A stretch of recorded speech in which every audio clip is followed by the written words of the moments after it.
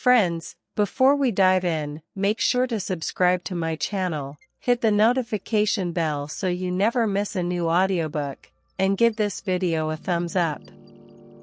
Thank you in advance. House of Mist. The city of Marenton was a creature of mist.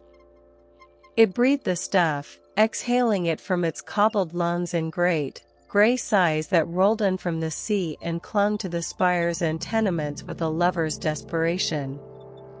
The fog muffled the world, turning the clatter of carriage wheels into ghostly echoes and the shouts of street vendors into distant, mournful cries. For Leonard de Valmir, the mist was both a shroud and a sanctuary. It hid the shabbiness of his coat, the worn-down heels of his boots, and the slow, crushing decay of a man who had once been somebody. His rooms, tucked under the eaves of a leaning building in a quarter the city's better maps had long since forgotten, were perpetually cold and damp. The chill seeped into the very marrow of his bones, a constant, physical reminder of the warmth he had lost. At 43, Leonard was a ghost in his own life. The elegant nobleman who had once debated philosophy in glittering salons and whose taste in wine and waistcoats had been a thing of whispered admiration was now a relic, preserved only in the bitter amber of his own memory. The world had moved on, and in its haste, it had left him behind, drowning in debts that were as much a part of the atmosphere as the fog. His days were a monotonous penance. He wrote not the grand treatises or sharp-witted political commentaries of his youth, but minor articles for minor publications with names like the Marenton Intelligencer and the Weekly Clarion. He reviewed books he could not afford to buy, summarized parliamentary sessions he had no vote in, and occasionally, when the editor was feeling particularly charitable, penned obituaries for men he had once called friends. The work was meager, the pay meagerer still, but it kept the wolf from the door, if only by throwing it a few gristly scraps. Tonight, the wolf was howling. Leonard sat at a small, scarred table, a single candle guttering in a pool of its own wax, casting long, dancing shadows that seemed to mock his efforts. Before him lay a half-finished article on the export tariffs on raw timber, a subject so dry it threatened to spontaneously combust from sheer boredom. His hand, once accustomed to holding a fine quill, now clutched a cheap steel nib that scratched and spluttered across the cheap paper. He stared at the words, but they swam before his eyes, dissolving into the image of his father's library, the smell of old leather and beeswax, the weight of a heavy, crystal tumbler of brandy in his hand. He pushed back from the table with a sound that was half sigh, half groan. The room was closing in on him. The peeling wallpaper, the single window streaked with grime, the narrow bed with its thin blanket, it was all a cage. He rose and went to the window, pulling it open. The cold, wet air rushed in, a welcome assault. Below, the city was a phantom landscape. Gas lamps glowed like drowned suns in the swirling gloom, their light failing to illuminate more than a few feet in any direction. Somewhere out there, in the grand houses on the hill, life was being lived. Music was playing, champagne was flowing, and people were laughing without the hollow, echoing quality his own laughter now possessed. He was haunted. Not by specters or ghouls, but by the ghost of the man he was supposed to be. The memory of his fall was not a single, catastrophic event, but a slow, insidious unraveling. A bad investment here, a debt of honor there, a trusting nature exploited by those he considered allies. It had been a death by 1,000 cuts, each one administered with a smile and a handshake. Now, he was forgotten. A name on a debtor's roll, a face that no longer registered in the minds of the powerful. He closed the window, the brief respite over. The silence of the room was a physical presence, heavy and accusing. He extinguished the candle and lay on the bed in the dark, staring at the ceiling he could not see, listening to the sound of his own heart, a lonely drumbeat in the vast, empty night. The Marenton Central Library was a cathedral of forgotten knowledge. Its vast, vaulted ceiling was lost in shadow, and the air was thick with the scent of dust, aging paper, and slow decay. Great oak shelves stretched into the gloom, their contents a silent testament to centuries of thought, ambition, and folly. It was one of the few places where Leonard still felt a semblance of peace. Here, his poverty was not a mark of shame. Here, among the countless dead authors, he was just another seeker. He was in the history section, a particularly dusty and neglected corner, searching for a reference for an article on medieval trade routes. The light from the high, arched windows was weak, filtered through layers of grime and the perpetual fog outside. He was so engrossed in pulling a heavy, leather-bound tome from a high shelf that he didn't hear the soft footsteps approaching from behind. There was a faint, metallic clatter on the stone floor. He turned. A few feet away, a small, silver object gleamed against the dark flagstones. A woman stood frozen, her back to him, one gloved hand fluttering to her chest where the necklace chain had evidently broken. She was tall and slender, dressed in a walking costume of deep charcoal gray, its elegance starkly out of place in the dusty aisle. Even from behind, her posture spoke of a life of grace and unspoken discipline. Leonard bent and retrieved the object. It was a locket, exquisitely crafted from silver, intricately engraved with a crest, a stylized bird in flight, wings outstretched, encircled by thorns. It was warm from the heat of her skin. "Madam," he said, his voice rough from disuse. He cleared his throat. "You dropped this." She turned, and the world in the dusty aisle seemed to still. She was not classically beautiful in the way of society portraits. Her beauty was quieter, more profound. Her face was a pale oval, framed by hair the color of dark honey, swept up in an elegant but simple coiffure. Her eyes, a clear, calm gray like the Marenton Sea on a still day, held a depth of sorrow that struck him with a force that was almost physical. She looked to be in her early 30s, but the quiet sadness in her gaze made her seem both younger and immeasurably older. For a long moment, she simply looked at him, and he at her. He saw the intelligence in her eyes, the fine lines of worry at their corners, the dignified set of her mouth. He was acutely aware of his own shabby coat, his cuffs that were ever so slightly frayed. "Thank you," she said. Her voice was low and melodious, a cello note in the library's silence. She took the locket from his outstretched palm, her gloved fingers brushing his skin for the briefest of moments. A spark, fleeting and electric, passed between them. It was not merely physical, it was the connection of two solitary creatures recognizing a similar solitude in the other's eyes. "It was my mother's. The clasp is fragile." "It's a beautiful piece," Leonard managed, his own voice feeling foreign to him. "The d'Armorel crest, if I am not mistaken?" The lark, bound yet striving for the sky. Her eyebrows lifted in mild surprise.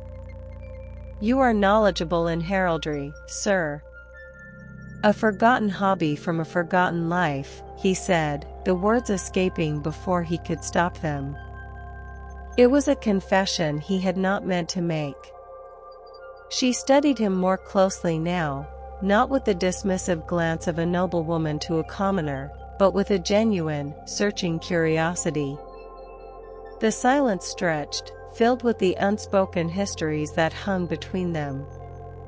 "I am in your debt," she said finally, closing her hand around the locket. She gave a small, almost imperceptible nod, a gesture of finality and gratitude, and then turned, her skirts whispering against the stone floor as she walked away, disappearing between the towering shelves into the gloom. Leonard stood rooted to the spot, the ghost of her touch on his hand, the image of her sorrowful gray eyes burned into his mind. The encounter had lasted less than a minute, but it felt like the first significant thing that had happened to him in years. The dust motes continued their slow dance in the weak light, and the library returned to its ancient silence, but for Leonard, the world had subtly, irrevocably, shifted.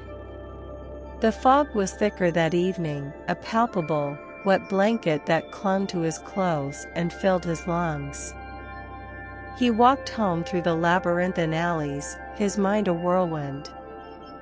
He replayed the encounter in the library over and over, each time finding some new nuance in her expression, a new layer of meaning in her few, simple words. A forgotten hobby from a forgotten life. Why had he said that? He felt a fool, and yet, a strange, long-dormant ember of feeling glowed in his chest. It was something akin to hope, but thinner, more fragile. He was jolted from his reverie by a sudden, sharp impact. A small, wiry figure clad in dark, tattered clothes collided with him, a hand darting towards the inside pocket of his coat with a pickpocket's practiced speed. Instinct, born not of his current station but of the dueling grounds of his youth, took over.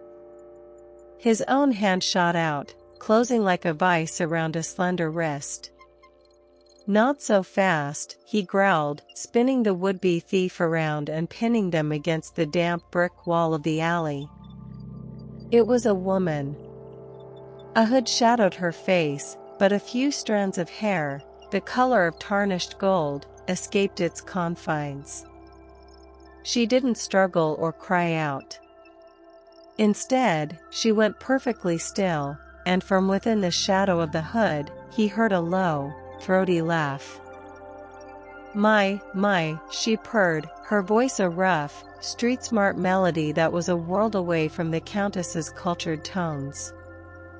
"You've got quick hands for a gentleman down on his luck." Leonard de Valmir. The sound of his name on her lips, in this context, was more shocking than the attempted theft. He tightened his grip. "Who are you? How do you know my name?" She tilted her head, and the hood fell back slightly, revealing her face. She was young, perhaps 27, with features that were sharp, clever, and utterly captivating. Her eyes, a striking, almost unnerving shade of green, were sharp as broken glass, and they held a mocking, knowing light. Her smile was a slash of white in the gloom, a challenge and an invitation all at once. "Oh, I know lots of things," she said, her gaze roaming over his face with an unnerving intimacy. "I know you used to drink brandy that cost more than this alley. I know you write pamphlets that nobody reads. And I know you met a certain lady in the library today." Her smile widened. "You look like a man who's just seen a ghost. Or an angel. It's often hard to tell the difference." A cold dread, entirely separate from the evening chill, trickled down his spine. This was no random crime. "What do you want?" "Just taking a look," she said, her eyes flicking down to his coat pocket and then back to his face. Her gaze was like a physical touch, assessing, stripping away his layers. seeing what a fallen noble carries in his pockets. Disappointing, really. But you're more interesting than your pockets, Leonard. He released her wrist as if burned. She flexed her hand, still smiling that infuriating, mirror-like smile. It was as if she saw right through his carefully constructed facade of weary resignation, down to the raw, broken core of him. She saw the anger, the shame, the desperation he worked so hard to conceal. "Who are you?" he asked again, his voice low. "Call me Selina," she said, stepping back into the deeper shadows of the alley. "Selina Moore. We'll meet again, I think. The fog brings all sorts of interesting people together." She gave him a last, lingering look, a look that felt less like a goodbye and more like a promise of future complications. Then, she melted into the mist, becoming one with the shifting gray shadows until there was no trace she had ever been there at all. Leonard stood alone in the alley, his heart hammering against his ribs. In the span of a single day, the stagnant pond of his existence had been struck by two stones, sending out ripples that were now colliding in the dark water. One was a stone of light, of dignified sorrow and a haunting beauty. The other was of darkness, of sharp edges and dangerous secrets. And he was caught in the center, unsure which way the currents would pull him. He arrived back at his rooms, his mind a chaos of gray eyes and green, of a silver locket and a thief's mocking smile. He lit the candle with a trembling hand, the flame struggling to push back the oppressive gloom. And there, on the floor, slipped under his door, was a single, thick envelope. It was made of heavy, expensive paper, and it was sealed with a glob of dark red wax, imprinted with the very same crest he had seen on the locket hours before, the lark, bound by thorns. With a sense of fate settling upon his shoulders, he broke the seal and unfolded the letter. The handwriting was elegant and precise. To Mr. Leonard de Valmir. Our brief meeting today impressed upon me that you are a man of perception and discretion. I find myself in a situation that requires both these qualities, and a courage I fear I may lack. My home, Blackwood Manor, is troubled. There are occurrences. Sounds where there should be silence, movements in the periphery of vision, a chill that has nothing to do with the season. Some whisper of old tragedy, a death that is never spoken of. Others speak of darker things. I would be indebted if you would consent to visit me at the manor tomorrow. I require an investigator, not of the police, but of the heart and the mind. I believe you may be that man. Yours in hope, Eliza d'Armorel. Leonard read the letter twice, then a third time. The words seemed to pulse with a life of their own. A haunted house. A beautiful, sorrowful countess. A mystery. It was the stuff of the cheap sensationalist novels he despised, and yet, coming from her, it felt entirely, terrifyingly real. He looked around his miserable room, at the poverty and the despair, and then back at the elegant script on the expensive paper. This was an invitation out of the fog. A purpose. A chance, however dangerous or illusory, to be the man he once was, or perhaps to become a man he had never dared to imagine. He knew, with a certainty that went beyond reason, that his answer was already given. The path had appeared before him, winding away from this place of shadows and into a deeper, more profound darkness, one that promised either redemption or utter ruin. The carriage that came for him the next morning was a somber, black-lacquered affair, its crustless doors a deliberate statement of anonymity. The driver, a grim-faced man swaddled in a heavy coat, said not a word, merely nodding curtly as Leonard, clutching his one presentable hat, climbed inside. The vehicle lurched into motion, plunging back into the Marenton fog, which seemed, if anything, even thicker than the day before. The journey was a disorienting crawl through a world rendered formless, the familiar city landmarks swallowed by the grey tide until Leonard felt utterly untethered, a soul in transit between two realities. He used the time to steady his nerves, to assemble the tattered remnants of his dignity into some semblance of armor.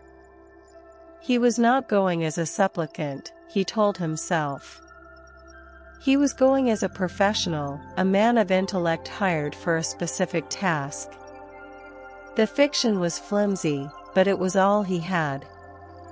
After what felt like an age, the character of the fog began to change. The sooty yellow of the city's heart faded to a cleaner, colder gray. The cobbled streets gave way to a gravel drive that crunched ominously beneath the carriage wheels. The air lost its reek of coal smoke and humanity, replaced by the damp, loamy scent of earth and pine. They had reached the outskirts, where the city's grip loosened and the wild, ancient landscape began to reassert itself. Blackwood Manor emerged from the mist not with a dramatic reveal, but with a slow, unsettling coalescence. First, it was a darker shade of gray, a monolithic shadow. Then, details resolved, jagged peaks of gables, the skeletal fingers of leafless ivy clutching at dark stone, a multitude of windows, many of them shuttered, staring out like sightless eyes. It was a study in Gothic severity, all sharp angles and brooding silence, a house that had turned its back on the world. It did not look haunted so much as inherently haunting, a place that nurtured sorrow in its very stones. The carriage drew to a halt. The silence that followed the cessation of the wheels was profound, broken only by the drip of moisture from the naked branches of the trees that formed a skeletal guard around the property. Leonard alighted, his boots sinking into the soft gravel. He looked up at the formidable facade, and a cold that had nothing to do with the weather settled in his gut. This was not a house of joy. It was a fortress of secrets. The massive oak door was opened before he could reach for the knocker. A gaunt, elderly butler with a face like a closed ledger stood in the entrance. His eyes, pale and watery, swept over Leonard with an assessment that was both swift and brutally thorough. "Mr. de Valmir," the butler intoned, his voice as dry as dust. "The Countess is expecting you." "I am Mr. Hargrave." "Follow me, if you please." The interior of Blackwood Manor was a cavern of shadows and echoes. The entrance hall was vast, dominated by a grand staircase that swept upwards into gloom. The air was cold and carried a faint, sweetish odor of dried flowers and beeswax, undercut by something else, something dank and earthy. Portraits of severe-looking men and pale, melancholic women lined the walls, their eyes seeming to follow Leonard's progress with passive disapproval. The house was oppressively quiet, a silence that felt deliberate, as if the very walls were holding their breath. He was led not to a grand drawing room, but to a smaller, more intimate library.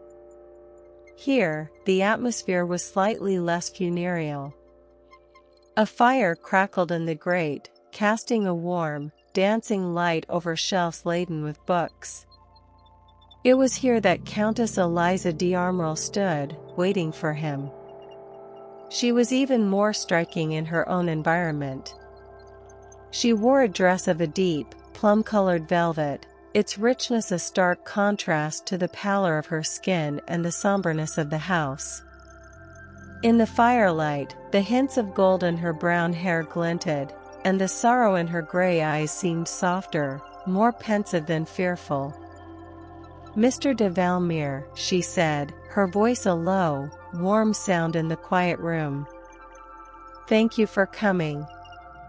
I trust your journey was not too arduous?" "Not at all, Countess," he replied, finding his voice. He took the hand she offered, a brief, formal gesture. Her fingers were cold. "The fog is pervasive, but it lends the landscape a certain drama." "A kind way of describing a nuisance," she said with a faint, weary smile. She gestured to a pair of armchairs drawn up before the fire. "Please, sit. May I offer you some tea? Or perhaps something stronger? The chill of this house has a way of seeping into one's bones." "Tea would be fine, thank you," Leonard said, taking a seat. He watched her as she poured from a silver service, her movements graceful and economical. She was a study in controlled tension. Every line of her body spoke of a woman holding herself together by a sheer act of will. When they were both settled, she did not prevaricate. "I suppose you think me a foolish woman, frightened by draughts and mice." "Not at all," Leonard said, meeting her gaze squarely. "I have found that intuition, especially in one's own home, is rarely without cause." "You spoke of occurrences. Whispers. Movements." She nodded, her eyes drifting towards the fire.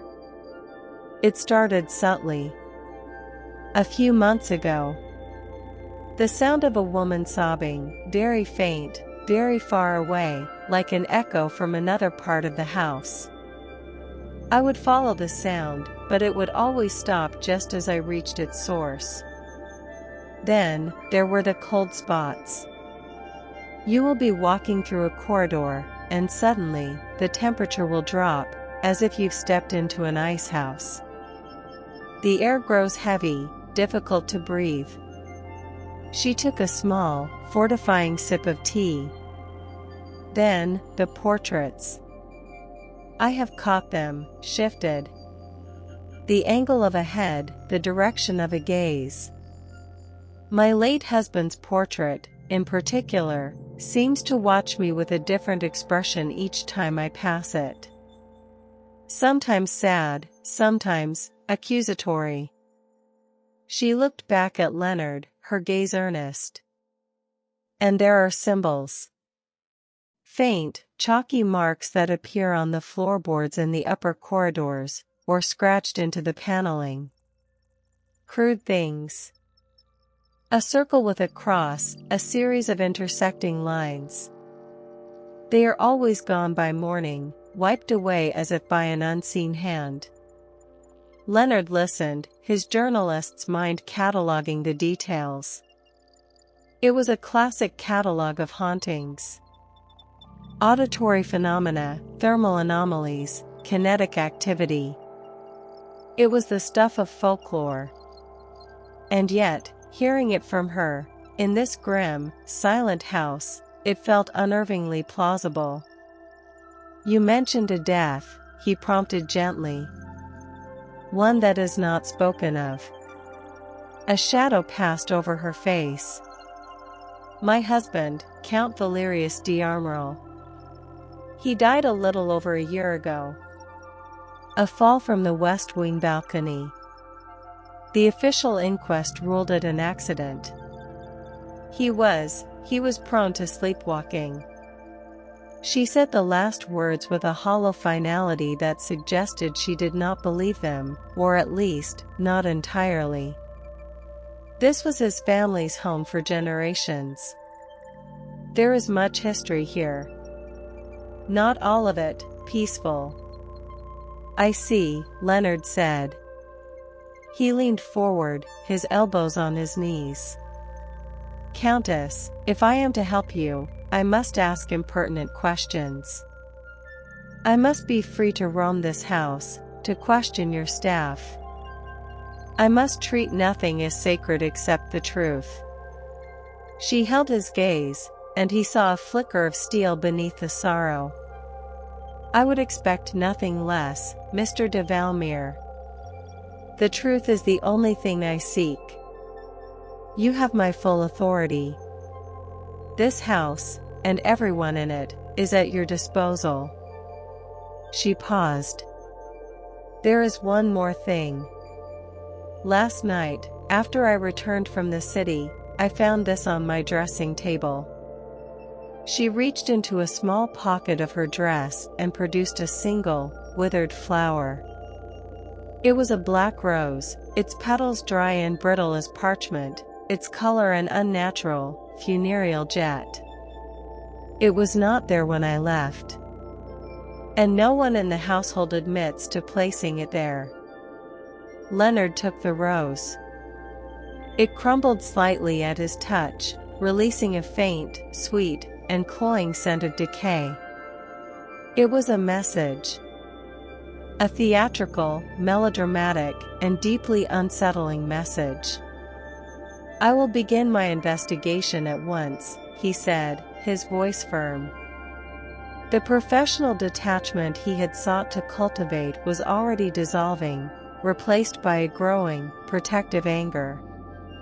Someone, or something, was tormenting this woman. And he, Leonard de Valmir, forgotten and fallen, would put a stop to it. For the next several hours, he became a ghost in the house, moving silently through its many rooms and corridors. He interviewed the staff, a small, insular group who seemed to have absorbed the house's own atmosphere of watchful suspicion.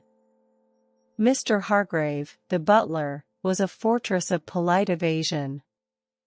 The housekeeper, Mrs. Albright, a stout, flustered woman, spoke of bad feelings and crossed lines but offered nothing concrete.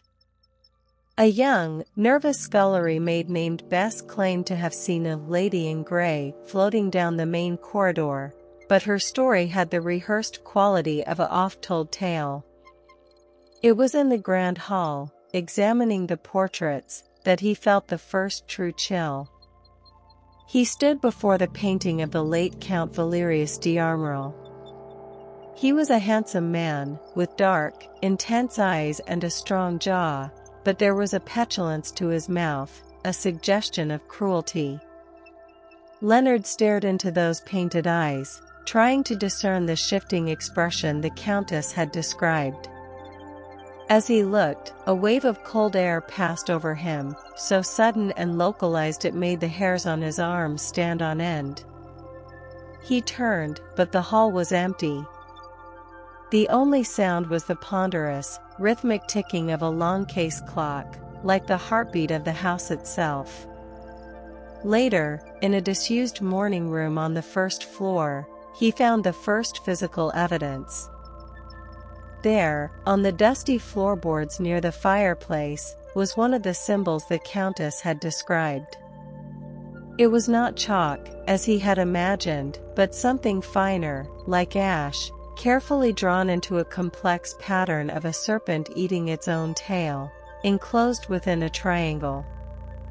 He knelt, studying it. It was precise, deliberate, esoteric. He reached out to touch it, to smear a line with his finger, but stopped himself. This was not the work of a random spirit. This was the work of a human hand.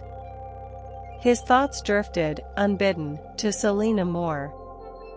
Her sharp, knowing eyes, her talk of the city's secrets. Was this her world?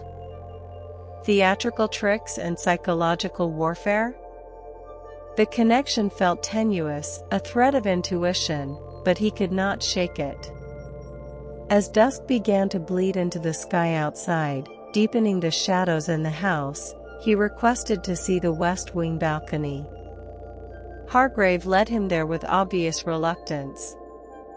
The wing was largely shut up, the furniture draped in dusty white sheets like a congregation of ghosts. The door to the balcony was unlocked. Leonard stepped out into the cold, damp air. The fog was thinner here, higher up, offering a blurred, impressionistic view of the skeletal trees and the gloomy grounds below. The stone balustrade was waist-high, ornate but solid. A man would not simply fall from here, not unless he were leaning dangerously far over, or pushed. He ran his hand along the cold, damp stone. His fingers brushed against a rough patch. He looked closer. There, carved into the top of the balustrade, almost too faint to see, was another symbol. A single, staring eye, with a teardrop falling from its corner. It was fresh, the edges of the carving still sharp. He straightened up, his heart pounding. This was no accident. This was a stage, meticulously set. The hauntings, the symbols, the psychological pressure on the Countess, it was all a performance. But to what end? To drive her mad?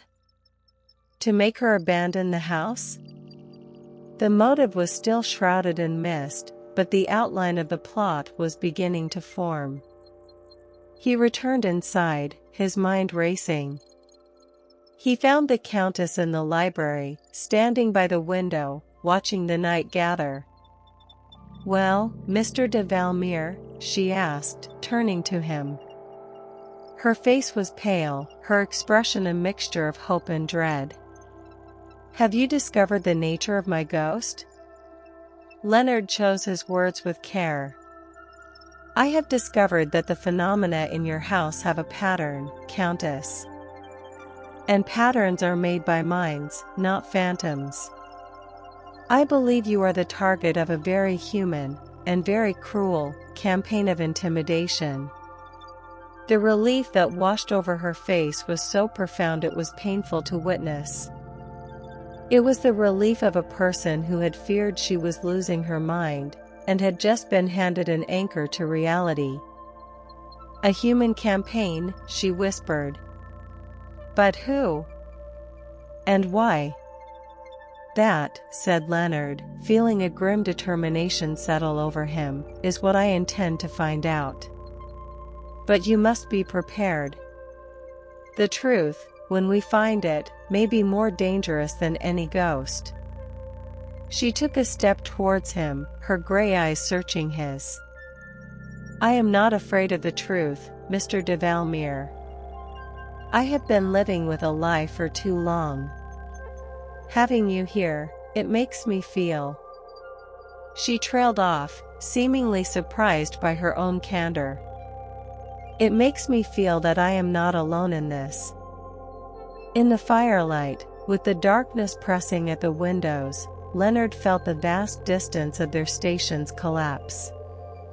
He was no longer just the hired investigator and she the noble client. They were two people, standing together against an encroaching shadow. The ember of feeling in his chest glowed brighter, warmed by her trust. But as he left Blackwood Manor later that evening, the image of the carved eye on the balcony stayed with him, a cold, watchful presence. And superimposed over it was the mocking, green-eyed gaze of Selina Moore, a living reminder that the most dangerous phantoms were not those that whispered in the walls, but those who walked the streets in plain sight, their smiles sharp as knives. The return to his rooms in the city was a descent into a different kind of gloom.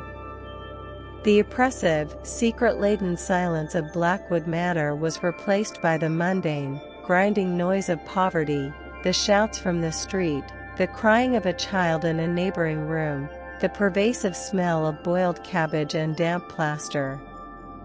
The contrast was jarring. For a few hours, he had been Leonard de Valmir, investigator, a man with a purpose whose mind was sharp and engaged. Now, he was once again the failed nobleman, the writer of trifles, the ghost in his own life. He lit his single candle and sat at his table, The image of Countess Eliza's face, the hope warring with fear in her eyes, burned onto his mind. He took out a fresh sheet of paper, not to write about timber tariffs, but to begin a proper case journal. He noted everything, the cold spots, the shifted portraits, the symbols. He sketched the Ouroboros in the triangle and the weeping eye as best he could, the black rose, the staff members and their reactions. The act of writing it down, of imposing order on the chaos, felt like the first real step in the investigation. A human campaign. He was certain of it. But the who and why were a tangled knot. The most obvious motive was the estate itself. Eliza d'Armrel was a widow, seemingly without close family. If she were declared mentally incompetent or driven to abandon the property, who would benefit? A distant relative? A creditor? Hargrave, the butler, with his funereal demeanor and watchful eyes, certainly knew more than he was saying. He had the run of the house. But would a servant risk such an elaborate scheme? His thoughts circled back to Selina Moore. Her appearance in the alley, her knowledge of him and his meeting with the Countess, could not be a coincidence. She was a piece of this puzzle, a piece that smelled of the city's underbelly, of hired knives and theatrical tricks. He needed to find her. He needed to turn the tables and investigate the investigator, or rather, the phantom who seemed to be haunting the periphery of his own life. The next day, he abandoned his usual haunts and plunged into the parts of Marenton he usually avoided, the warren of streets around the docks, the markets where stolen goods changed hands, the taverns where a light struggled to penetrate the thick, smoke-filled air. He asked discreet questions, using a few coins from his meager savings to loosen tongues. He described Selina not by name, but by her most striking feature, those sharp, green, knowing eyes.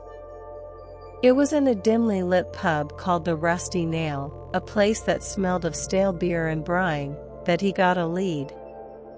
A grizzled old sailor, his face a roadmap of broken veins, squinted at him over a tankard. Eyes like that, eh? Green as a stormy sea and just as dangerous? Sounds like Selina Moore. Stays in the old chandler's warehouse off Cutter's Lane when she's not working. The man leaned closer, his breath a foul cloud. Word to the wise, mate. That one's trouble. She's got friends in high places and low. You don't want to be on her bad side. Cutter's Lane was a slit between two leaning buildings, so narrow the fog seemed to congeal into a solid mass. The warehouse was a dilapidated structure, its windows boarded up, its main door hanging askew on rusted hinges. Leonard pushed it open, the screech of protesting metal echoing in the vast, dark space within. The air was thick with the ghosts of salt and hemp. Dust motes danced in the few slivers of light that stabbed through cracks in the walls. And there, sitting on an overturned crate in the center of the cavernous room, as if she had been waiting for him, was Selina. She was mending a tear in a dark cloak, her movements deft and economical. She didn't look up as he approached. "Took you long enough," she said, her voice echoing slightly in the emptiness. "I was beginning to think you'd decided to just enjoy the Countess's hospitality and forget all about little old me." "You are a difficult woman to forget, Miss Moore," Leonard said, stopping a few feet from her. "And you seem to know a great deal about my business." "Knowledge is currency, Leonard. The only kind that really matters in this city." She finally looked up, and her green eyes pinned him in place. They held that same mocking light, but he thought he saw something else there today, a flicker of calculation, of reassessment. "So, you've been to the haunted house. Tell me, did you see any ghosts? Or just the ones they wanted you to see?" The question was pointed, a confirmation of his suspicions. "I saw a performance," he replied carefully. "A very expensive, very elaborate one. The question is, who is funding the production? And who is the playwright?" Selina set her mending aside and stood, stretching like a cat. She walked a slow circle around him, her gaze appraising. "You're smarter than you look. Most of your kind, when they fall, they just lie there and rot. You're still trying to get up. I find that interesting." "My kind?" he asked, an edge in his voice. "Fallen angels," she said with a smirk. "Men who had everything and lost it. You all have that same wounded pride, that same look in your eyes like the world owes you something. But yours is different. There's still some fight left." She stopped in front of him, so close he could smell the faint scent of her, soap and leather and something wild, like ozone after a storm. "What do you want from me, Selina?" "Maybe I just like watching you squirm," she said, her smile a razor's edge. "Or maybe I'm a businesswoman. Information isn't the only currency.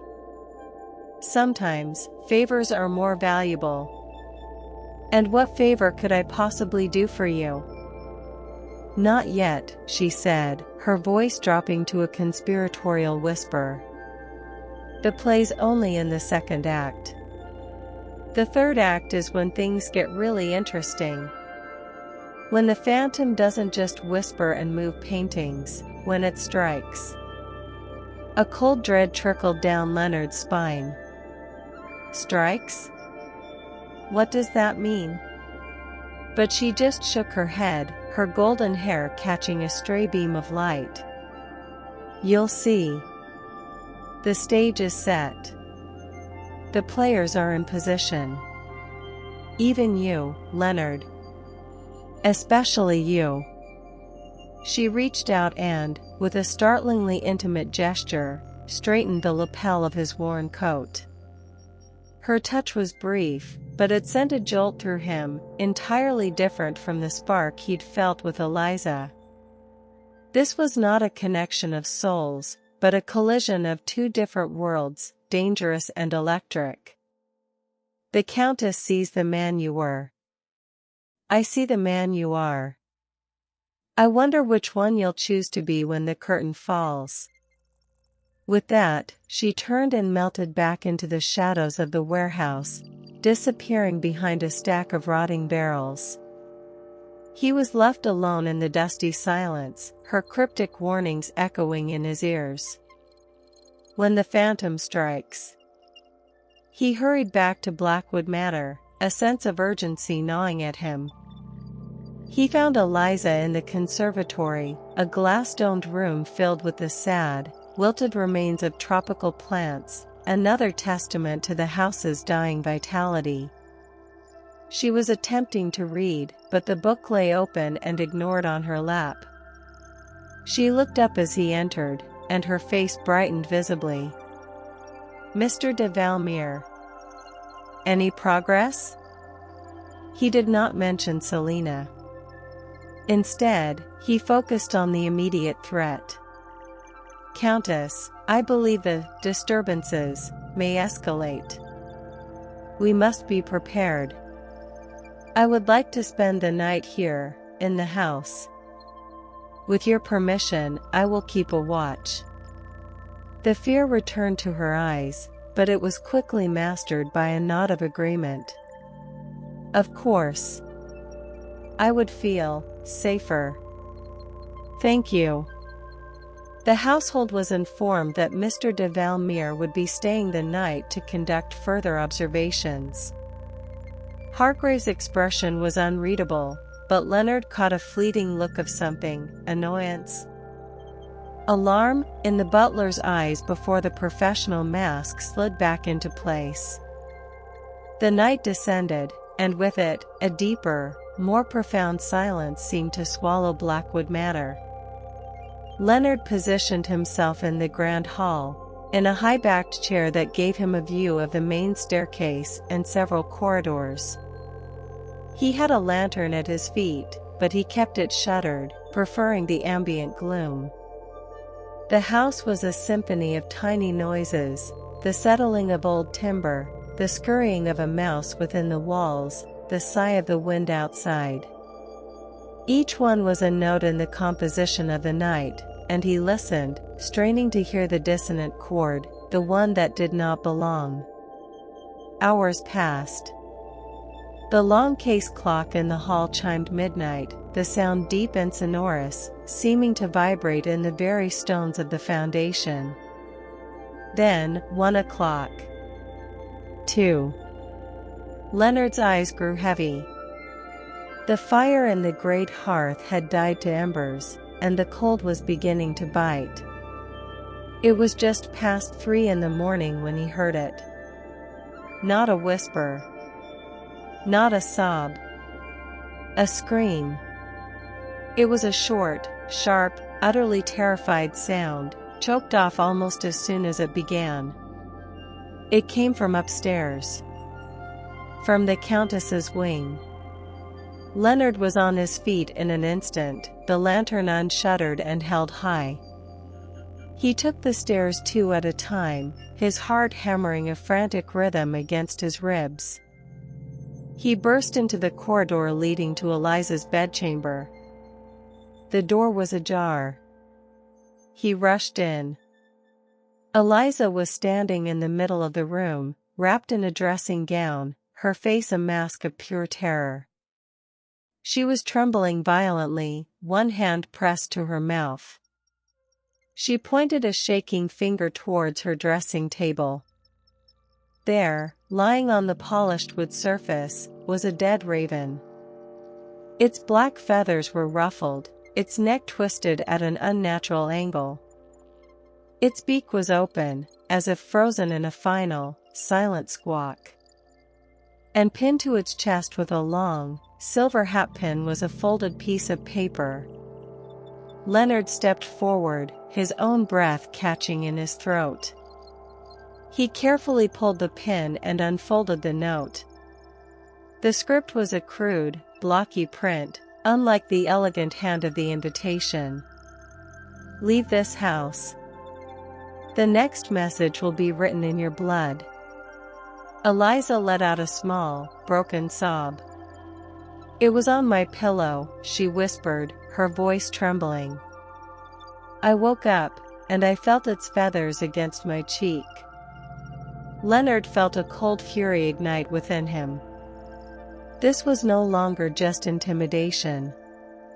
This was a direct, visceral threat. The performance had turned deadly serious. He looked from the dead bird to Eliza's terrified face, and in that moment, the professional detachment shattered completely. He was not here just for the truth. He was here for her. Eliza, he said, using her Christian name for the first time, his voice low and firm. He crossed the room and took her shaking hands in his. They were like ice. Listen to me. This is what they want. They want you terrified. They want you to flee. We will not give them that satisfaction. She looked up at him, her gray eyes wide, searching his face for strength. The trust he saw there was absolute, and it humbled him. They were in my room, she breathed. While I slept. I know, he said, his grip on her hands tightening. And that means they are human. And humans can be caught. And they can be stopped. He stayed with her until the first gray light of dawn began to filter through the windows, until a hot toddy brought by a frightened-looking Mrs. Albright had calmed her nerves enough for her to sleep. He posted himself in a chair outside her door, the dead raven and its vile note wrapped in a cloth beside him. The phantom had struck. And in doing so, it had made a critical error. It had shown its hand. It was not an incorporeal spirit, but a creature of flesh and blood, capable of violence and capable of fear. And Leonard de Valmir, the forgotten nobleman, the writer of trifles, now had a singular, burning purpose. He would find this creature. He would expose it. And he would make it pay. The dead raven changed everything. It transformed the abstract investigation into a visceral hunt. The genteel shroud of supernatural mystery was ripped away, revealing the ugly, human threat festering beneath. Leonard spent the daylight hours following the incident in a state of cold, focused rage. He interrogated the staff again, his questions sharper, his tone leaving no room for evasion. The atmosphere in Blackwood Manor grew taut, a wire stretched to its breaking point. Hargrave's alibi for the night was that he was in his quarters, asleep, unverifiable. Mrs. Albright claimed to have heard nothing, her plump face creased with genuine distress. The footmen and maids huddled together, casting fearful glances at the upper floors. No one had seen anything. No one had heard anything beyond the Countess's scream. It was as if the house itself had conspired to swallow the intruder. Leonard knew better. The raven had been placed by someone with intimate knowledge of the house and its routines. Someone who could move through its shadows unseen.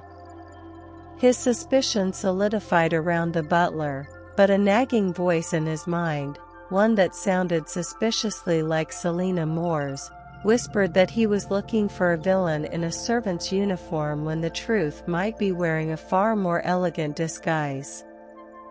He needed evidence. Hard, tangible proof that would expose the conspiracy.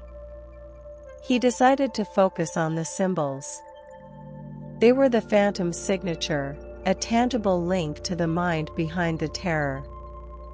The ash-used Ouroboros in the morning room had been carefully swept away, but the weeping eye on the balcony remained. He made a detailed rubbing of it. He also remembered the black rose, the first truly theatrical gesture. It was a specific, decadent touch. Where does one acquire a withered black rose in the heart of a fog-bound city? His search led him away from the docks and into a different, yet equally shadowy, part of Marenton, the arcane quarter, a cramped labyrinth of shops dealing in curios, occult paraphernalia, and rare botanical specimens. The air here smelled of incense, dried herbs, and the faint, metallic tang of old magic. After inquiries in several establishments, he was directed to a small, cluttered shop tucked under a crumbling archway, its window filled with desiccated insects, yellowed skulls, and strange, twisted roots.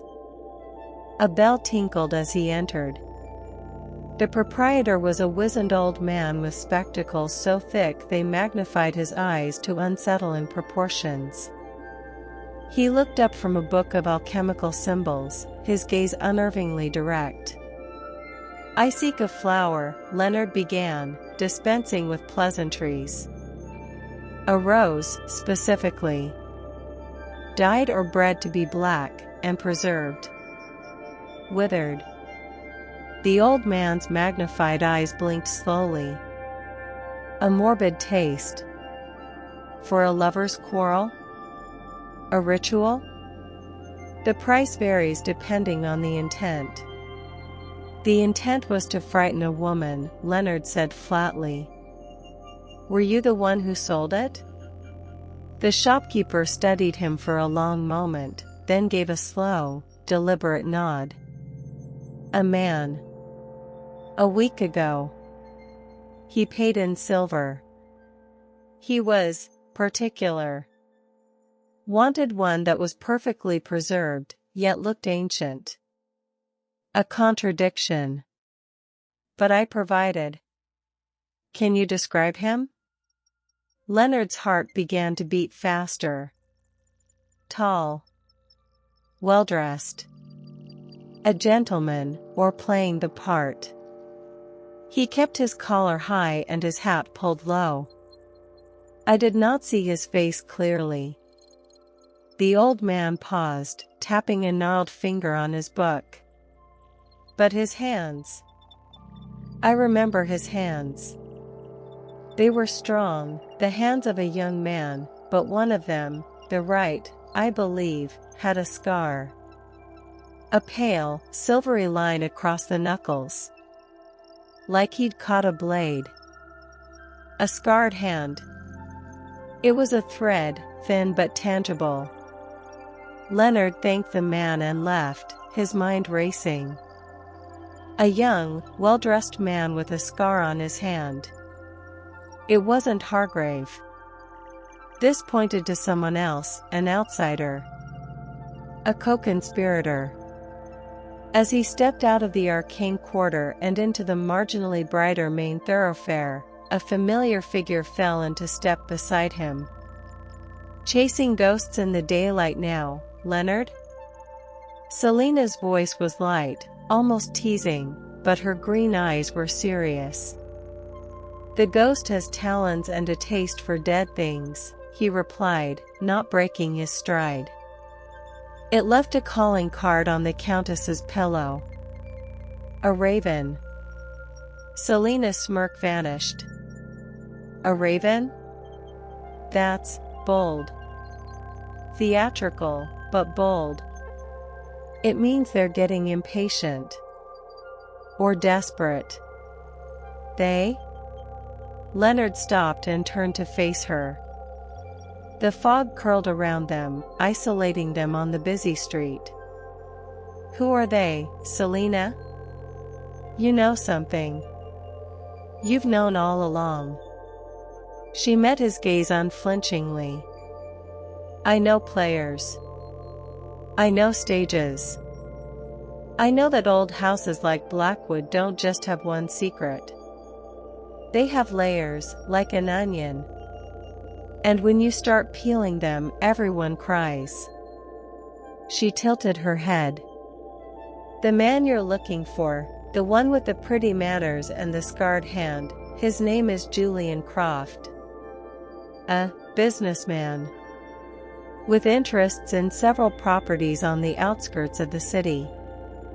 Properties that would be a lot more valuable if a certain large, inconvenient estate nearby were to become available. Julian Croft. The name meant nothing to him, but the motive was crystal clear. Real estate. It was always, in the end, about money. The vulgar, crushing banality of it sickened him.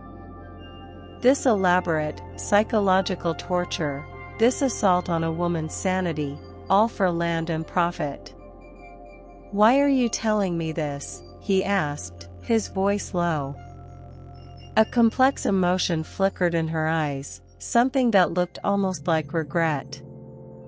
Let's just say I don't care for men who frighten women in their own beds. And besides, she reached out and, for a breathtaking second, cupped his cheek. Her hand was warm, her touch surprisingly gentle. I told you. I'm invested in seeing which man you become. She turned and disappeared into the crowd, leaving him standing there, the name Julian Croft and the feel of her hand on his skin burning in his mind. He was being manipulated, he knew it. She was using him as a tool, a cat's paw to disrupt a scheme for her own inscrutable reasons. And yet, the information felt real. It felt like the key. He returned to Blackwood Manor as evening fell, the name Julian Croft a weapon in his pocket. He requested a private audience with Eliza in the library. The fire was lit, casting a warm, defiant glow against the encroaching night.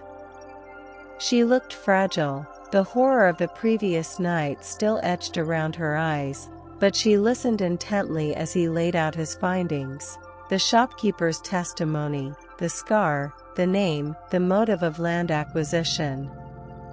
Julian Croft, she whispered, the name tasting foreign on her lips. I know that name. Valerius, my husband, he mentioned him. An associate. Ambitious. He was involved in some of Valerius's later ventures. She wrapped her arms around herself. So it is him. This is all over, property? It often is, Leonard said softly. The mundane makes for the most monstrous of motives. As he spoke, his eyes wandered over the bookshelves, the well-worn spines of history, poetry, philosophy. And then his gaze fell upon a single, incongruous volume. It was a slim, modern-looking book on architectural law and property transfer, wedged between a volume of romantic poetry and a history of Marenton. It was utterly out of place. Eliza, he said, pointing. That book. Has it always been there? She followed his gaze, frowning. No. I don't believe so. I never read such things. Hargrave must have misplaced it while dusting. But Leonard was already crossing the room. He pulled the book from the shelf. It was not a well-read text, its spine was stiff. He opened it. And there, tucked into the middle, was a sheaf of papers that were not part of the book. They were letters. He unfolded them. They were correspondence between Julian Croft and another party. The language was circumspect, full of business jargon, but the intent was clear. They discussed timelines, the diminishing capacity of the current occupant, and the final triggering event that would see the asset liquidated. It was a cold, clinical plan for the destruction of a human spirit for financial gain. And then he saw the signature on the responses. The hand was elegant, precise, and chillingly familiar. It was the same hand that had written him the invitation. It was Hargrave's. The final piece of the puzzle slammed into place with the force of a physical blow. The stern, loyal butler was the phantom within the walls. He was Croft's man on the inside, the stage manager for this theater of terror.